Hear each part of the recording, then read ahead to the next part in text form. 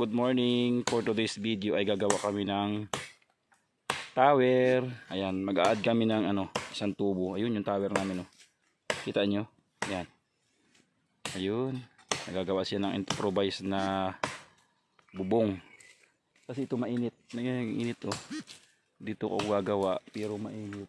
Kaya pinalalagyan ko ng improvised na malalagyan ng yero. Kasi nasira na. At after na mabubungan, gagawin ko ito kasi ikukuryente. Dati kasi ito solar. Ta-transfer namin yung solar doon sa ibang bayan.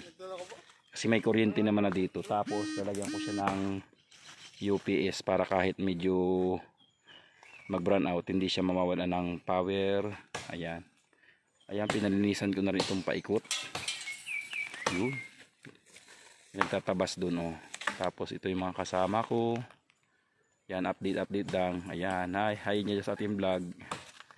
Tapos ayun, taas ng ating tower, mas mataas sa niyog. Tapos lalagyan natin ng isang EP. Yun. Lalagyan natin ng isang isang antena papuntang Kamandison. Yan. Yun lang yung aking update. Thank you for watching. Bye bye.